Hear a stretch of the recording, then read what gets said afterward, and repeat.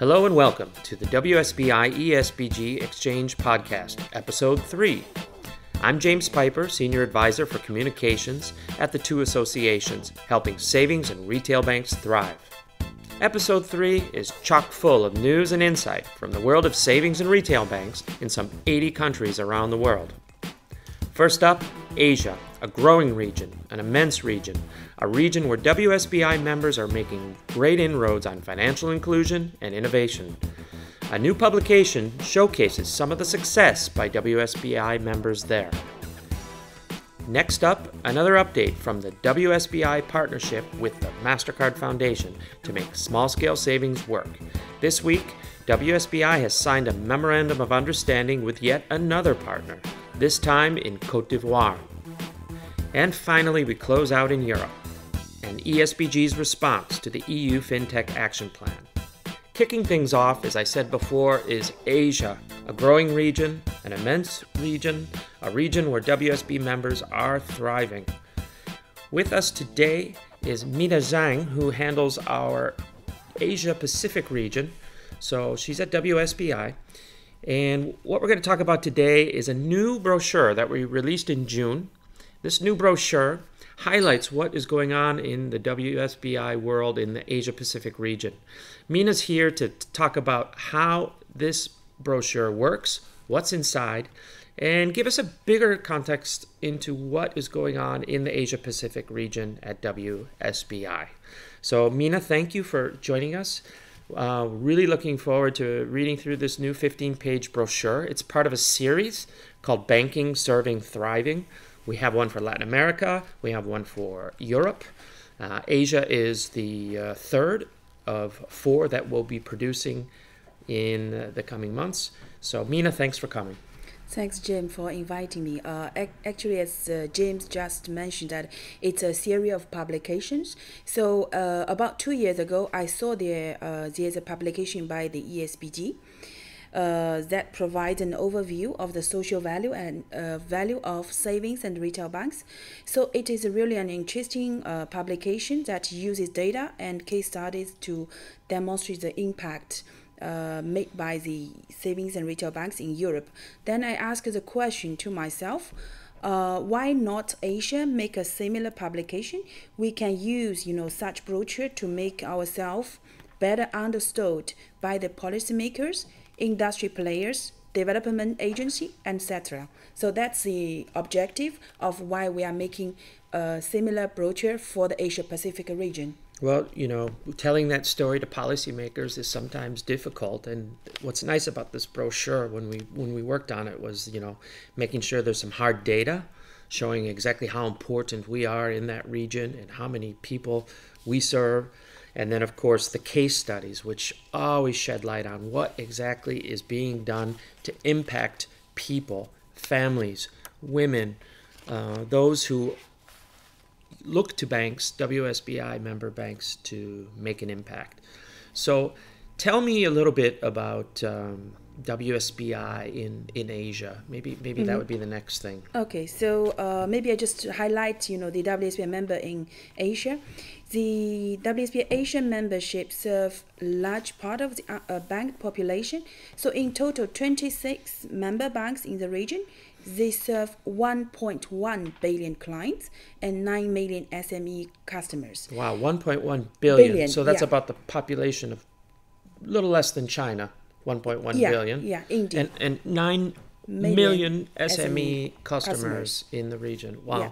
So in the brochure itself, we highlight at least 6 countries in Asia, from China, India, Malaysia, Thailand, and a few others.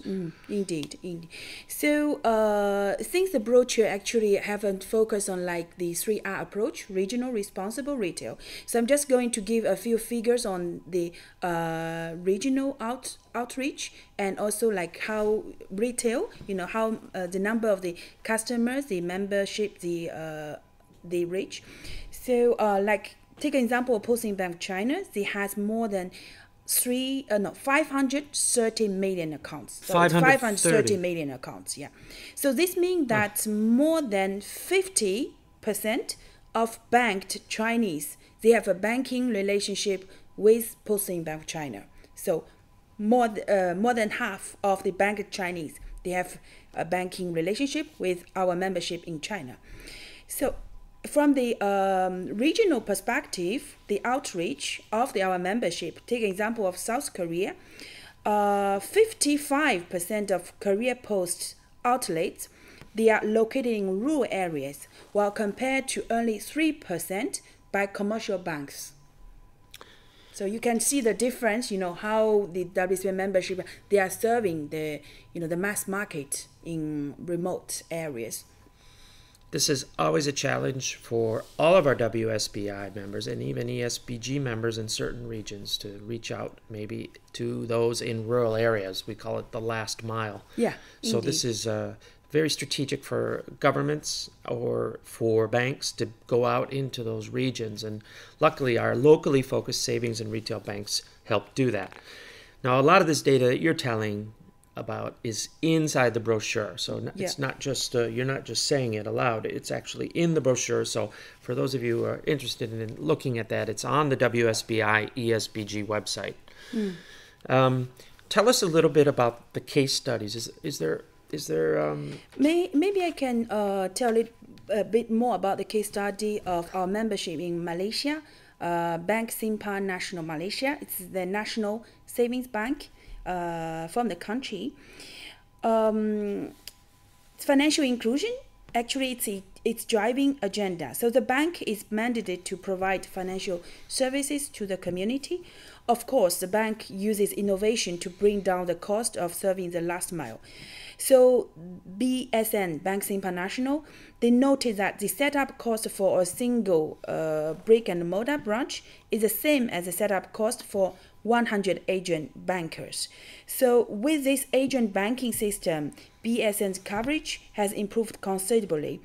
Before, BSN had about 43% coverage at sub-district level, but financial agent banking has helped them reach 99%.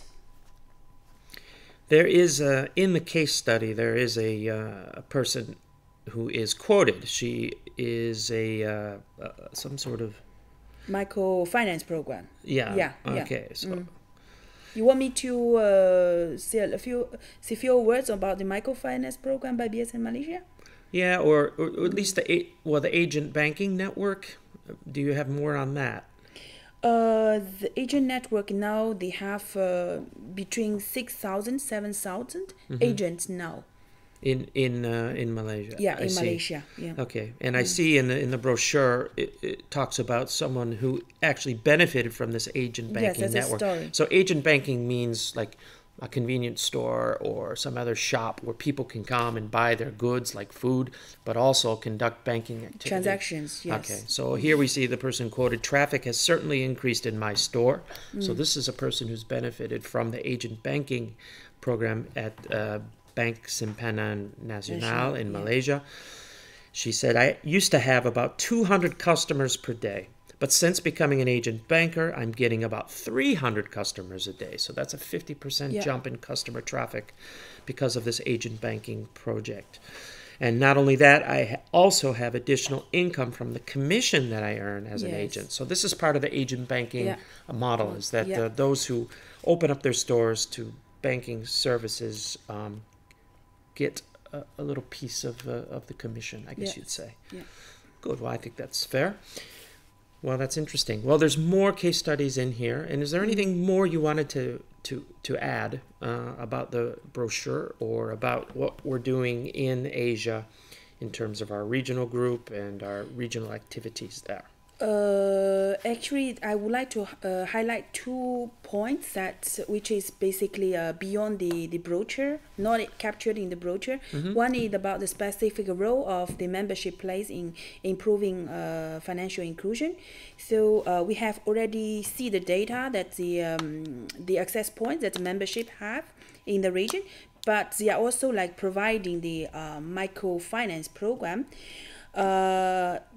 The microfinance program, they have the feature as like no collateral, minimal documentation, and faster loan approval and disbursement time. And also the size of the loan that they gave actually is very small. Like take example of Bank Simpan National, Malaysia. The loan size is $1,500 to $15,000. This is BSN in Malaysia. Yeah, that is BSN Malaysia. Okay, so that's the microfinance program they have there. Yeah. So good. So hopefully that's a success for BSN. Yeah. And actually, this the microfinance program is not only about providing loan. They also provide advisory services, including capacity building and skill training program. Of course, it is in cooperation with government agency. So the ultimate goal is to create a positive impact in the community. Well, isn't that what it's all about with locally focused banking? Yeah, indeed. Excellent. So what else is there that you'd like to add about WSBI in Asia? Well, the case studies we have actually do not basically include all the good case study from the region. For example, some members, they are very innovative in financial inclusion. Let me just give an example of Lien Viet Post Bank in Vietnam. They have almost doubled their customer accounts from 2014 to 2016. The achievement is thanks to their innovative approach to integrate the unbanked at the start of financial inclusion journey. So let me just say a few words about the country context. In Vietnam, there are only 22% of population. They have access to formal banking services. But in the country, around 90% of Vietnamese adults, they are using mobile phones. And the mobile phone subscription rate is even more than 100%. So the wide gap between the banking customers and telecommunication subscribers implies there's a significant potential for the e-wallet. So our membership in Vietnam, Dien Bien Post Bank, they have created an e-wallet which is tailored to the needs of the unbanked. Why I'm saying that it's tailored to the needs of unbanked, because it can grow with the users as their financial journey expands. So the customers, they may start using the e-wallet with bill payment. They don't need necessary to have a bank account. But once they get used to the e-wallet with bill payment, they can open a bank account, access a microloan and other services, for example, insurance. So now the e-wallet currently serves as a payment tool for the service, including utility pay bills, transportation, mobile phone, cards, toll-ups. But in the future, it will be used for payment of loans, insurance premiums, tuition fees, and online purchases. Well, I've seen the Lin Viet app. I've met the folks from Lin Viet. They were very proud to show me the progress that they've made. That was last year. They showed me that. So that's really a great innovative example of how banks in the region are doing. Really impressed with China, with 1 in 2 folks in China seeking banking services from our member there, the Postal Savings Bank of China. And then finally in Malaysia, we have a strong case study for agent banking and microfinance that's going on there in that country. So read all about it in the new publication, Banking, Serving, Thriving, the impact savings and retail banks make to boost the real economy in the Asia-Pacific region. Mina, thank you for coming. Thanks. And hopefully we'll get you back on the show again. Thanks. So welcome back. We have another update from the WSBI partnership with the MasterCard Foundation to make small-scale savings work in Africa.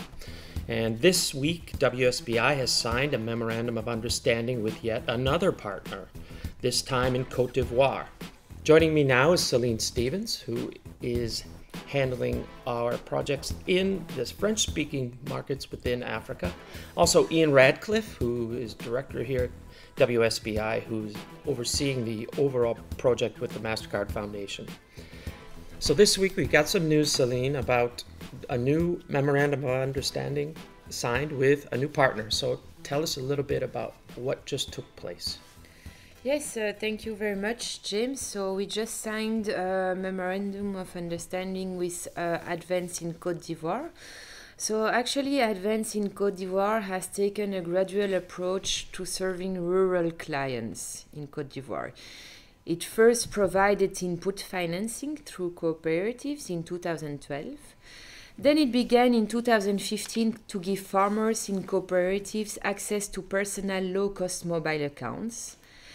And now Advance in Cote d'Ivoire is at a key stage in the development of its branchless banking offer. 14,000 cocoa farmers have signed up, but the challenge are now to onboard more clients, to encourage clients to use their account regularly, and to ensure that these clients are comfortable with using the financial services. So the project with WSBI aims now to scale up the current branchless banking offer in organized value chains with a focus on small cocoa farmers. So numbers of barriers to scaling up the solution in the past have been identified. For example, signing up the service is too long. Actually, it takes 12 days for this.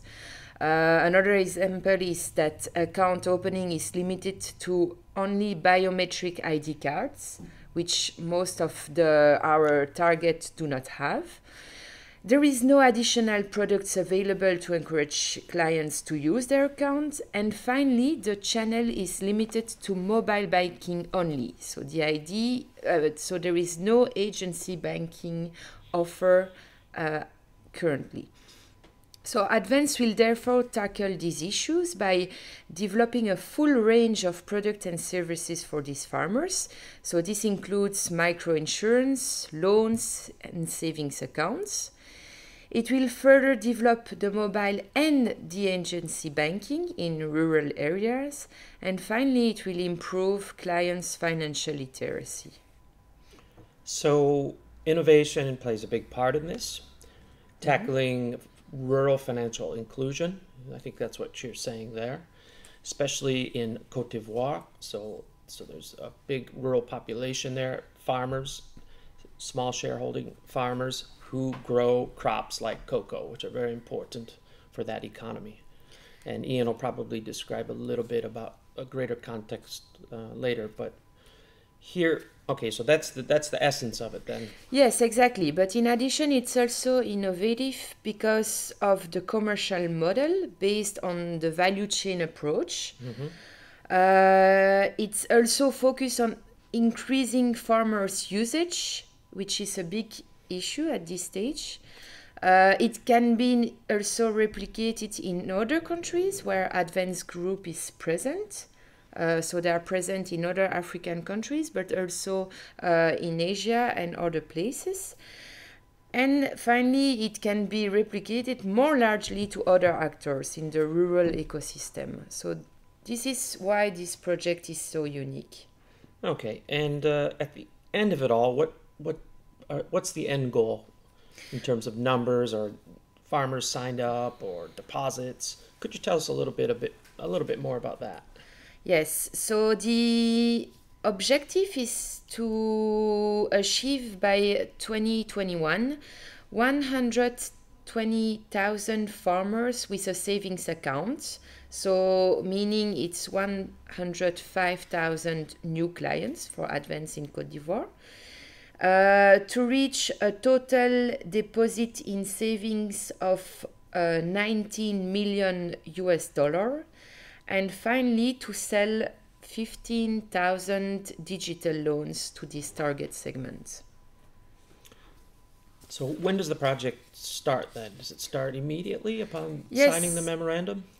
Yeah. Exactly. As soon as, so now that the memorandum of understanding has been signed, the project will be launched in the coming days. And it will have a total duration of 3.5 years. Okay. Tell me again, really going back to the first question, just tell me again in your own words, tell us about the overall advanced project goal. Just want to hear it again. So the project goal is to scale up the current branchless banking offer that they have in organized value chain.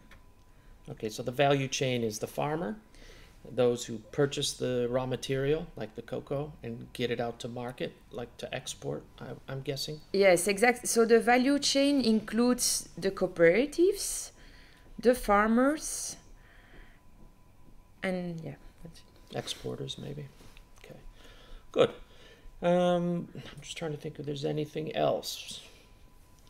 So the farmers are going to benefit the most of this, and then there are other people related to the farmers who get this to market that are also going to benefit from this. Yes, exactly. So as I mentioned, Advance aims to serve over 120,000 rural clients at the end of the project.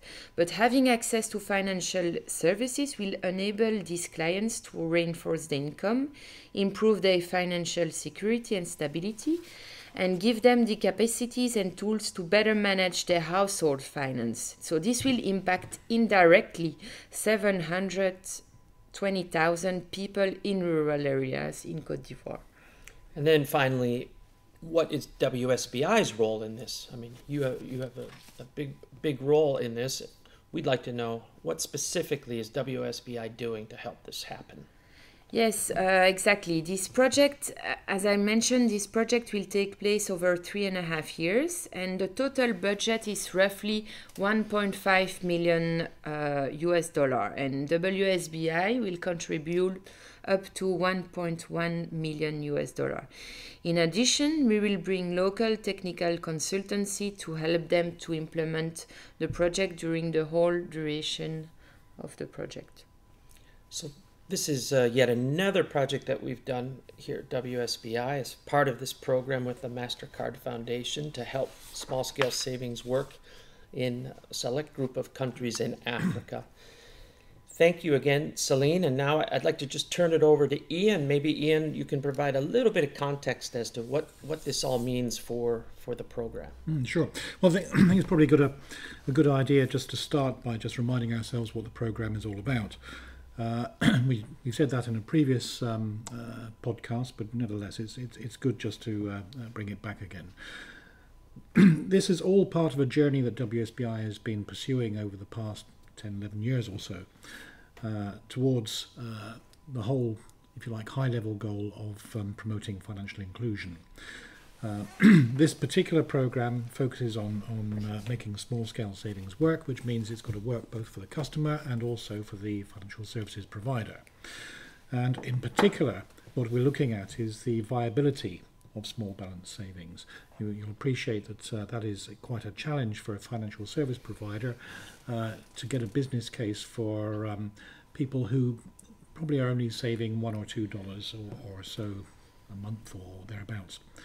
Now, the overall, the program is looking at testing new business models. We're looking at testing price sensitivity and demand. We're looking to aim to reduce the incidence of dormancy, which is one of the biggest challenges to a business case, to a sustainable business case. So getting people not only to get an account, but actually is the usage, which is what is so important. And Cote d'Ivoire is one of 6 countries that we're working in. We're also working in Kenya, Morocco, Uganda, Nigeria, and Senegal. This is the 5th memorandum of understanding that we've signed. We're also working with. We've also got partnerships signed with Kenya Post Office Savings Bank, with Al Barid Bank in Morocco, Postbank Uganda, and with Lapo Microfinance Bank in Nigeria. Yeah. So we talked about that in the last absolutely, podcast. Yeah. So we're really pleased to be signing this 5th memorandum of understanding, and we hopefully will be signing more in Senegal relatively soon. Now let's talk a bit about Cote d'Ivoire.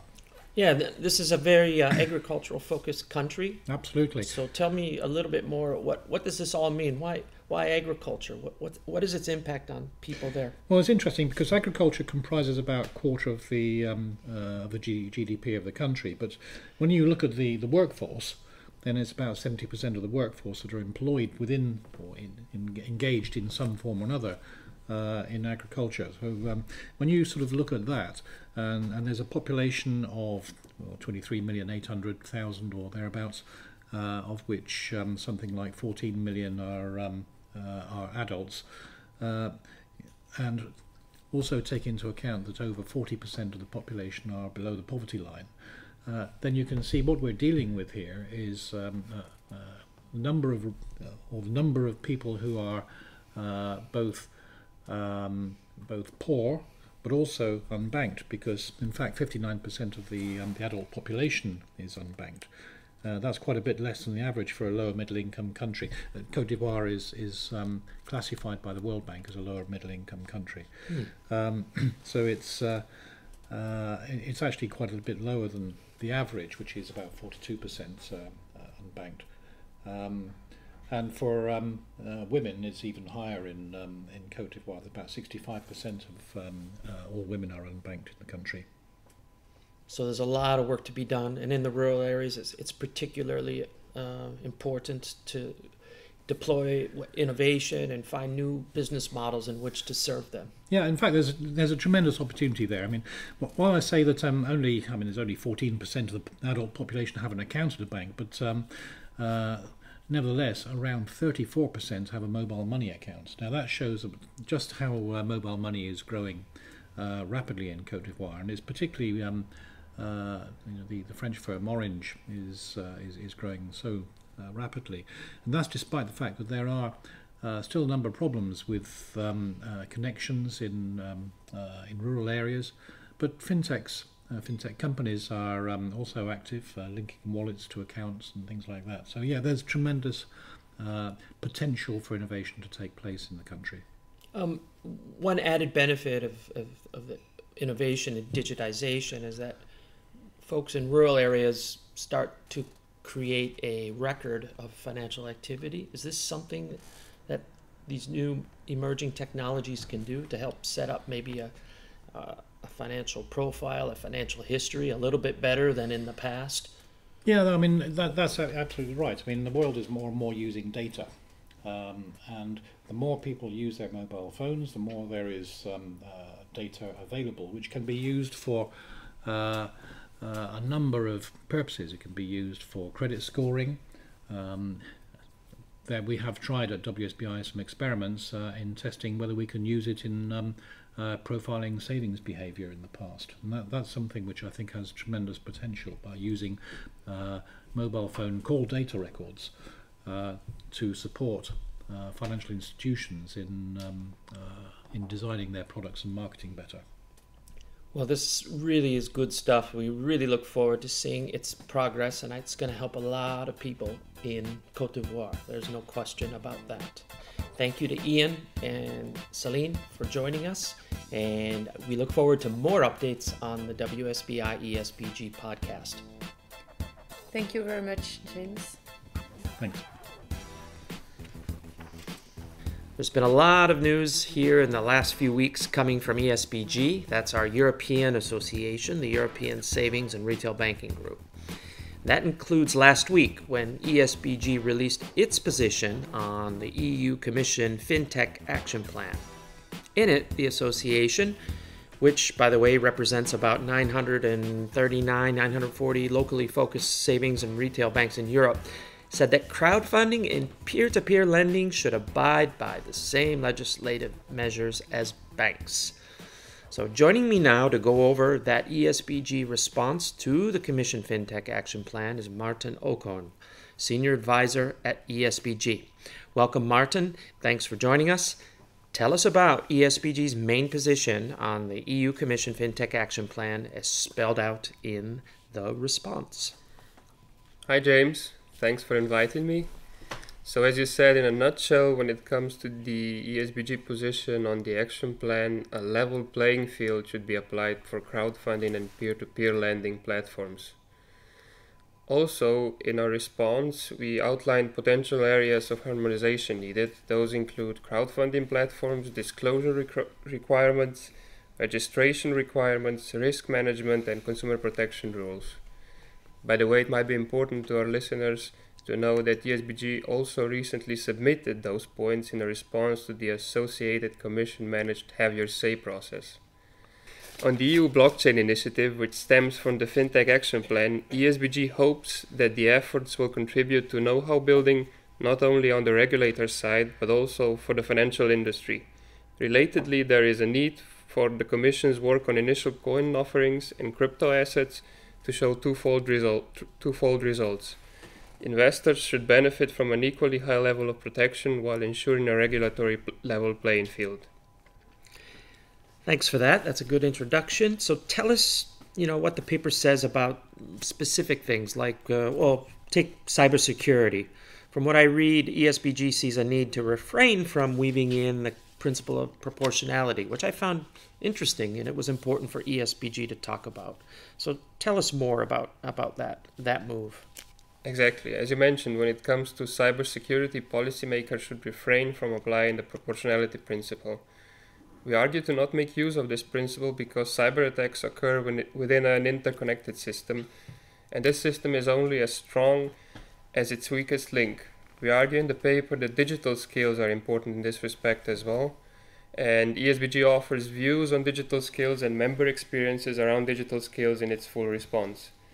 We also state in the paper the need for a European Centre for Cybersecurity in Banking and Finance, similar to an EU-supported centre established in aviation. By the way, that one is called the European Centre for Cybersecurity in Aviation. Okay, so beyond cybersecurity, then, what about things like artificial intelligence? Is there anything on artificial intelligence in the response? Yes, there is.